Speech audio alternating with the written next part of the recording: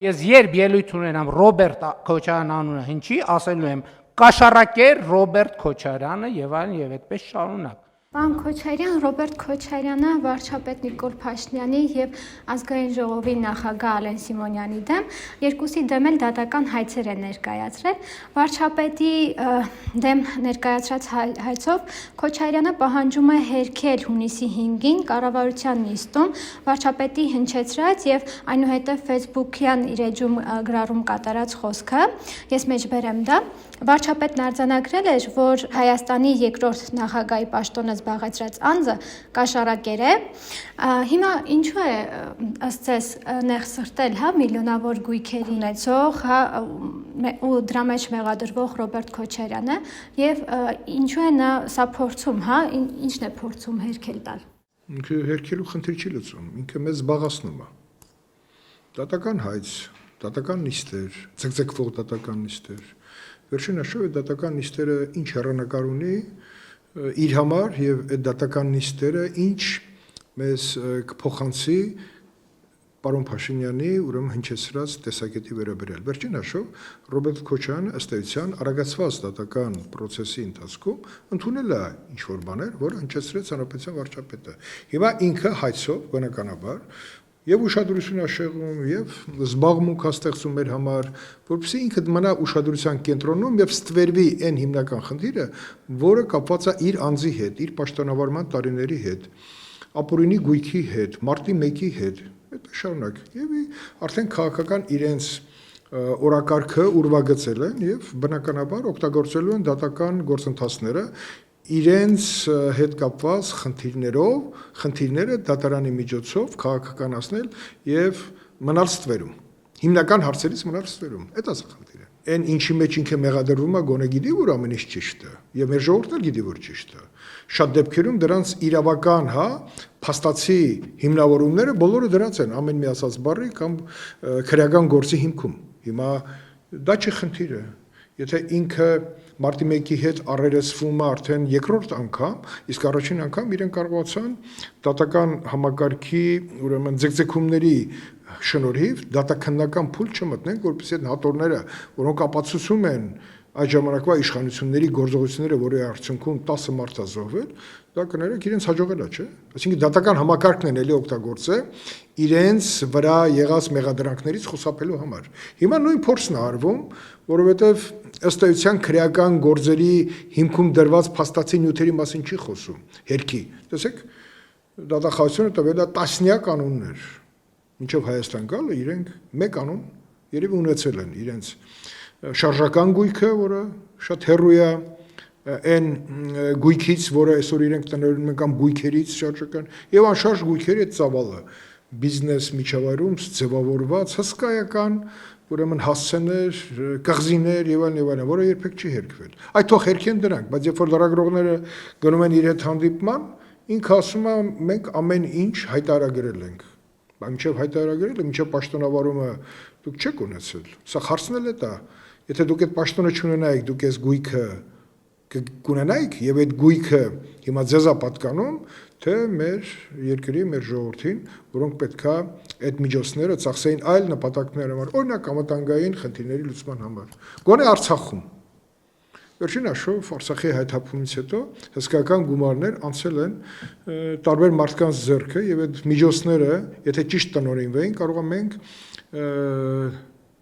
այլ իրավիճակում լինենք եւ դրա մեղավորները հենց առաջերտին Ռոբերտ Քոչարյանը իր թիմակիցներով նաեւ ընտանիքի անդամներով։ Տեսեք, հերքումից բացի պահանջում է վարչապետից բռնագանձել 6 միլիոն դրամ, որպես հասցված ոչ նյութական վնասի հատուցում։ Կարող եք ասել դատախազությունը իրանից քանի միլիարդ է պահանջում։ Կա այդ թիվը։ Հիմա վարչապետից ինքը ասում է 6 միլիոն դրամ, հասկացանք։ Դա մեզ զբաղացնելու համար է, որ վարչապետը այնուամենայնիվ ինքը ուզում ասի, որ հերք բան են արել, հա, զրպարտել են իրեն։ Գնում ենք դատարան, թե ինչքան կտևի այդ դատաքննական process-ը Աստված գիտի, բայց ինքը ասում է ես մաքուր եմ եւ պահանջում եմ 6 միլիոն դրամ, բայց ինքը չի խոսում դատախազության հայցի մասին, որտեղ միլիարդների, որտեղ 200 միլիոն դոլարի մասին կար խոսակցություն։ Այդ դրա մասին ինքը աշխատում է 6 միլիոնով ստվերի այն ամբողջը, որը որ իր պաշտոնավարման ընթացքում է ձևավորվել իր եւ իր մերձավորների համար։ Այդքան գույք ունեցող մարդը 6 միլիոնի կարիքն ունի։ Ոչ կարիքի խնդիր չկա այստեղ։ Կարիքի խնդիր չկա։ Ինքը մի խնդիր է լուծում, մեզ զբաղացնելու, մեզ դատարան տանելու, դատարանի այդ process-ի ընթացքում ասելու, որ ինքը ազնվագույն մարդ է եղել, բայց եթե ազնվագույն է, դեպքում ինքը պետք է պատասխանի այդ միջոցները ոնց է կուտակվել իր մոտ։ Եվ ըստ էության, եթե պաշտոն չունենար այդ միջոցների տերը կլիներ, եւ եթե այդ միջոցների տերն է, ապա Հայաստանի Հանրապետությունը ինչ է շահել իր պաշտոնավորման ընթացքում։ Ինչ է շահել, ինքը ասում է, որ ես, չգիտեմ, վագրի թևերը առած, չգիտեմ, տնտեսություն եմ ստեղծել, Օսկանյանը այսպես ամբագորգոր հայտարարություններ կար անի, բայց փաստը մնում է փաստ, որ իրենց կառավարման ընթացքում մենք չենք ունեցել այն, ինչ որ ունեցանք 18 թվականից հետո։ Ռազմաարդյունաբերության, հա, տեսանկյունից եթե խոսենք, բանակաշինության տեսանկյունից խոսենք, մեր բազմաթիվ ծրագրերի տեսանկյունից խոսենք, մանկապարտեզներից խոսենք, ճանապարհներից խոսենք, բայց եթե այդքան միջոցներ մի մարդը կարա տնօրինի դեպի տանի դեպի իրեն, բայց դեպքում ճանապարհները պետքա սարքված չլինեին, բանակը պետքա թերսնված լիներ։ Հիմա խնդիրը դրա մեջ չի, քանի որ այդ ամբողջը բացահայտվում է, ինքը երևի իր խորհրդատուներն ասել են, «Բեր մի քիչ էլ դու մեղադրի, բայց մեղադրանքները անհամաչափ են»։ Փաշինյանն ասել է, որ դու ընդունել ես, որ կաշառքի էլեմենտ կա, եւ բնականաբար դրանից ելնելով, քանի որ դու ես ընդունել, որ դա կա, ինքը ասում է, այլևս այդ թեման փակենք քեզ համար։ Այդ ուրիշ բան, այդ կաշառքի թեման, մեր իրավապահ համակարգը ոնց է ավելի հիմնավոր իրավական գործընթացներով իրականություն դարձնում, որպեսզի Ռոբերտ Քոչարյանը լիներ այնտեղ, որտեղ պետք է լիներ։ Ինքը հիմա ազատ լքում է Հայաստանը, գալիս է, գնում է իր արտասահմանյան ուղևորություններին մասնակցում է սիստեմանկերության խորհրդի նիստերին, բայց ոչ մեկ չի հարցնում այդ սիստեմայի խորհրդում ինչ միջոցներով է հայտնվել, ինչ Ռուսաստանը ասաց, արի քեզ անհամբեր սպասում ենք, չէ՞ որ դրա մեջ միջոց է դրված, այդ ինչ միջոցներ են, ինչու՞ միջի հիմա բացահայտված չեն սիստեմայի դրված միջոցների աղբյուրները, որտեղ առանց այդ միջոցների ինքը խորհրդի անդամ չէր կարողանալ եւ օրինական դիվիդենդներ չէր կարող ստանալ։ Այդ նվերը ինչի համար, եթե նվեր է, բայց պարզավոր նվեր չի, դրա հիմքում էլ գումար կա, եւ այդ գումարի բացահայտումը ես, օրինակ, որպես քաղաքացի Հայաստանի, պահանջում եմ, որպեսզի այդ ուղղությամբ պատկան մարմինները լայնածավալ աշխատանք ծավալեն, որտեղ այդտեղ կա մի հատ մեծ շան գլուխ թաղված։ Անդրադառնանք նաեւ Սիմոնյանի դեմ ներկայացրած հայցին։ Դա նույնն է։ Պետք է անդրադառնալ ինքը նեղվել էր, այսպես ասած, մարդասպան, թալանչի այդ բառերից։ Քաղաքական գործիչը տվել է գնահատականներ իր պաշտոնման ընթացքում այն երևույթներին, որոնք արկա են եղել, եւ վերջին նշող ոչ մեկ չի կարա հերքի Պապլավոկի դեպքը, մարտի 1-ը, իր պաշտոնման ընթացքում նաեւ հոկտեմբերի 27-ը, հիմա քաղաքական գործիչը ասում է, բա դու պաշտոնավարել ես, արդյունքը ո՞րն էր։ Ինչի՞ են բացահայտվել դրանք։ Ինչ եք թաքցրել։ Չէ՞ որ քրեական գործով բազմաթիվ դրվագներ պարզվեց, որ թաքցված է։ Կեղծ գործակալական համակարգ, կեղծ գործակալական համակարգի հիման վրա հաղորդագրություն եւ առավոտյան գործողություններ այդ կեղծ տված հաղորդումների հիման վրա։ Այդ բոլորը զեկուցվել է իրան եւ ինքը որոշում է կայացրել։ Եկեք բան չանենք, այն ինչ որ ասել է եւ ինչ որ անում է հիմա ինքը, անում է դա իրան պաշտպանելու համար։ Պարոն Քոչարյան, նկատենք նաև, որ Ռոբերտ Քոչարյանը Սիմոնյանից էլ է գումար պահանջում 6 եւ 3 միլիոն դրամներ։ Հայ հասարակության շրջանում Ռոբերտ Քոչարյանին նման կերպ բնութագրում են տասնյակ հազարավոր մարդիկ։ Կարող են ասկսի մեկ առ մեկ դատի տալ հանրությանը։ Իրավիճակ է փոխվել Ռոբերտ Քոչարյանի մոտ։ Հիմա այսպես, հանրապետության վարչապետին եւ ազգային ժողովի նախագահին դատի է տալի։ Ես բացատրեցի ինչի է տալիս։ Ինքը էլի այդպես բաներ անելու, ասենք մեզ էլ են դատի տալի։ Ես ասենք ինչ որ հարցով քաղաքական այդ իրողությունների այդ պահին եղած խնդրի շուրջ նախքին այստեղ կար տնտեսական հանձնաժողովի նախագահ Վահե Հակոբյան, ԶՊՄԿ-ի հետ կապված տեսակետ է ասել, որտեվ ասել է այդ տեսակետը այն պահին, երբ որ ԶՊՄԿ-ն վերադարձել էր պետությանը որոշակի գումար, իսկ մենք գիտենք, որ Վահե Հակոբյանի եղբայրը այնտեղ փայատերից մեկն էր, փոխկապակցված անձ էր, եւ Վահե Հակոբյանը եւ ԶՊՄԿ-ն անբաժանելի, այսպես խողովակներով իրար հետ փոխկապակցված են։ Հիմա 2.5 տարի առաջ հայցով դիմել է, որ չգիտեմ, որպեսի ինչ որ բան լինի, Սկսած այն բանից, որ իրեն ասվել էր մատադոր, չգիտես ինչեր նեղացել մատադորից, բայց արել էր, հայցը գրել էին, որպեսզի մեզ զբաղացներ, որպեսզի այդ ուշադրությունը հիմնական թեմայից, որը կենտրոնացած էր ամենամեծ հարկատուի փայաբաժինների բացահայտման ուղղությամբ, որպեսզի ինքը խուսափեր այդ թեման հանրային ընկալման մեջ, որպեսզի ամրապնդվեր։ Այդքան բան, բոլորն էլ այդ ճանապարհը բռնում են, հետո անհետանում են։ Հիմա Ռոբերտ Քոչարյանն է բռնել այդ ճանապարհը։ Գրանք տեսնենք ուր ենք ասում, բայց դա նաև հնարավորություն է, որպեսզի հասկանանք Ռոբերտ Քոչարյանը ամեն ինչն է բացահայտված իր ունեցվածքի մեջ, թե ոչ։ Օրինակ սիստեմա ընկերության հետ կապված ես շատ լուրջ ըստ էության հաղորդում տվեցի մեր պատկան մարմիններին, որպեսզի մատ ուսումնասիրեն սիստեմայի իր տնօրենների խորհրդում իր ներկայությունը ինչ է դա պայմանավորված։ Ամեն մարդ չի, օրինակ դուք եւ ես չենք կարող դառնանք սիստեմա ընկերության տնօրենի խորհրդի անդամ։ Իրան եթե տվել են այդ խորհրդի կազմում տեղ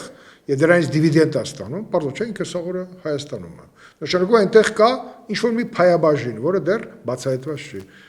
Թող բացահայտվի կամ հերքվի կամ հաստատվի, որովհետև հակառակ դեպքում ինքը չի կարող բացատրի այն ստացած դիվիդենդները, որը ամեն տարի օրինական, ինքը ասում է օրինական, նաև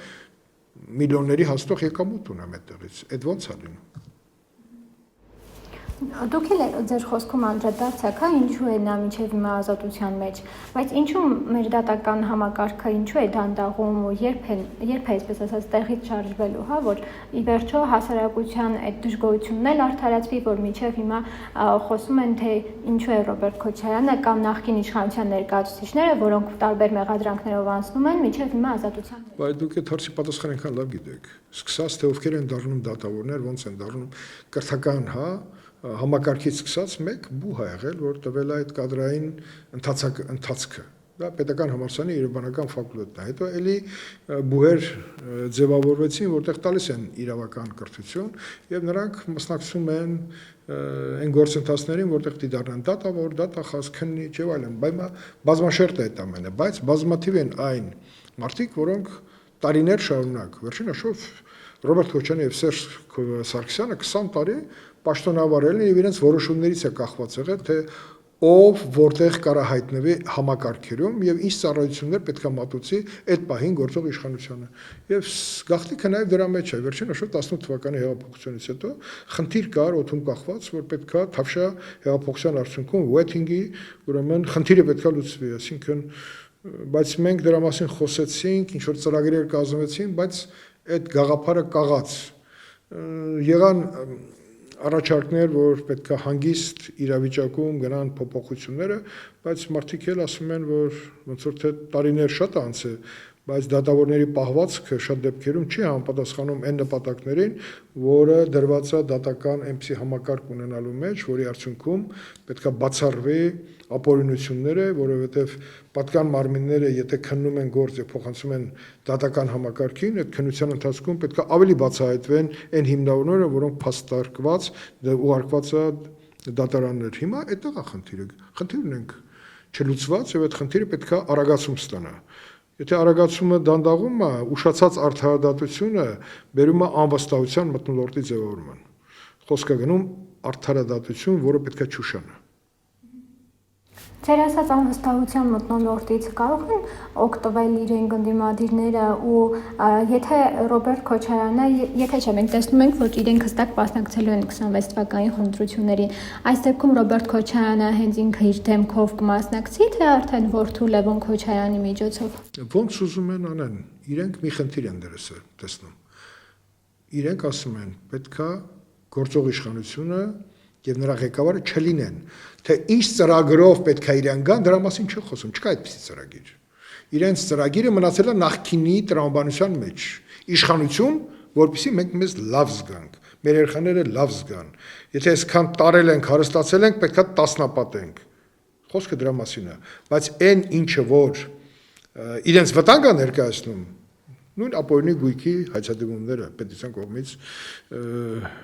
դրված, իրենք վտանգ են տեսնում, այդ վտանգը կա, այդ վտանգը չեզոքացնելու պետք է իշխանապողության հասնեն, իշխանապողության հասնելու համար պետք է մեզ վարկաբեկեն, վարկաբեկելու համար իրենք ընտրել են այս հայցադիմումները, որով պետք է մեզ տանեն դատարան եւ արդեն դատարան երբ որ մեզ կան, չի պետք է գնանք եւ պատասխանենք Ռոբերտ Քոչարյանի արդեն բարձրացրած հարցերին։ Դե Ռոբերտ Քոչարյանը իր արժև դրված հարցերին երբեք չի պատասխանել, չի պատասխանելու։ Խոսափելու է, փախնելու է։ Հավաքական եմ ես ասում Ռոբերտ Քոչարյան եւ այլն, այդպես ամբողջության մեջ, բայց ինքը սիմվոլ է։ Եվ ոչ միայն ինքն է սիմվոլ։ Հիմա նայեք, այս հակասությունները երկու պարլամենտական ուժերի միջև։ Էլի հիմքում ոնց նայեք իշխանության համար կռիվը վաղվա 26 թվականի ընտրությունից հետո ով պետքա մտնի պարլամենտ։ Արդեն իրար են բանանում, որտեվ այն ընտրազանգվածը, որը իրենց է չի, իրենք ամեն ինչ անելու են, որպեսզի գոնե մերն էլ չլինի։ Այս հայցերով ամեն ինչ անում են, որպեսզի մարդկանց մտքերը պղտորեն, իրականությունը, որպեսզի հասանելի չլինի, պարզ բաները հասկանալու համար, պարզվում է պետքա շատ երկար ճանապարհ անցնի ցանկացած մարդ, որ համոզվունք ունենա, որ այն ինչ որ արվում է ճիշտ է։ Հիմա այդ ճիշտն ու սխալը փորձում են պղտորեն։ Հիմա այդ է սա խնդիրը։ Մեր խնդիրն է, որպեսզի ավելի թափանցիկ լինենք եւ ժողովրդին կարողանանք օր առաջ ճիշտը բացատրենք եւ լինենք իր կողքը։ Այսօր էլ բազմաթիվ խնդիրներ կա, տեսնում եք փողոցում այսօր Պրոշան սովխոզում խնդիր կա, բայց մեզանից պետքա պահանջվում է, որ այդ սովխոզում եթե մարդիկ ունեն դժգոհություն, հասկանալ դժգոհության հիմքերը եւ այդ խնդիրները լուծենք։ Եթե տրանսպորտային խնդիր է, պետքա օր առաջ այդ խնդիրը լուծենք, որպեսզի մարդկանց համար թեթև խնդիր է, բայց այստեղ նաեւ դա մեր խնդիրն է։ Խնդիրների լուծման մեջ մենք պետքա ավելի մեծ համար տանք արագ գործելու հնարավորություն եւ թափանցիկություն։ Իսկ վարչապետի տեխնազոհ կլինի։ Ում։ Իրենց ուժի Քոչարյանի։ Որ ուժի։ Հիմա չգիտեմ, մի ուժի համար Մասիսի համայնքապետն է։ Իրենց համար Ռոբերտ Քոչարյանի բնավորությունից ելնելով կարող եմ ասել, որ Ռոբերտ Քոչարյանը իրենց բացի ոչ մեկին չի պատկերացնում։ Բայց երբ որ ինքը կա, կներեք բան է, դա արդեն այն ուժը չի, ինքը մերժված ուժ է։ Իր ընտրազանգվածը կոնկրետ այն մարդիկ են, որոնց մի մասը այսօր փախած է տարբեր երկրներ, իրենց միջոցների հետ միասին, եւ առիթ են մանգալի, որպեսզի այդ մարդիկ իրանց զորքերը ակտիվացնեն, ինչպես եղավ նոյեմբերի 9-ին, եւ իշխանության հասնելու ոչ թե ժողովրդավարական գործիքակազմով են պատկերացնում, այլ այն միջոցները, որոնք միշտ իրենց բերել եւ պահել են իշխանության։ Դա ընտրությունները չեն։ Իրենց պատկերացած իշխանապողությունը ընտրություններով չի։ Այ մեր խնդիրն է, որպեսզի իրենք այդ մտադրությունից հրաժարվեն։ Հիշում եք վերջերս նաև Հրանտ Մարգարյանը խոսեց հոկտեմբերի 27-ի մթնոլորտի մասին։ Բայց հոկտեմբերի 27-ի մթնոլորտի իրացման արդյունքում Ռոբերտ Քոչարյանը Անգլիայի թագուհի վիճակից դարձավ իշխանության տեր։ Չէ՞ որ ընտրությունների արդյունքում ձևավորվել լեգիտիմ իշխանություն Կարեն Դեմիրճյանի եւ Ազգեր Սարգսյանի միասնական ուրեմն քաղաքական գործընթացների արդյունքում։ Եղավ հոկտեմբերի 27։ Շահառունով էր։ Դրա մասին չեմ ասում։ Խնդիրը, որ 26 ինչ արվում է 26-ի ներկայանալու, մեզ մրոտելու եւ իրանց վրայից այդ թեման հեռացնելու։ Դե պատկերացնում եք դատախազության հայցադիմումը եւ 6 միլիոն։ Բայց կարևոր չի, մարդիկ ասում են նրանք էլ, սրանք էլ։ Այդպես չի չլինի, որտեղ սովորական հայ մարդը պետք է զգա, որ ինքը պետք է ապրի խաղաղ երկրում ապրելու համար պետք է արարի եւ վստահ լինի, որ իր արարման արդյունքում այն միջոցները, որոնք ձևավորվեն, չի թալանվելու ինչ-որ մարդկանց կողմից։ Կոռուպցիայի խնդիր պետք է չունենանք։ Իսկ կոռուպցիայի դեմ պայքարը շարունակում մնալ մեր իշխանության առաջնահերթությունների մեջ։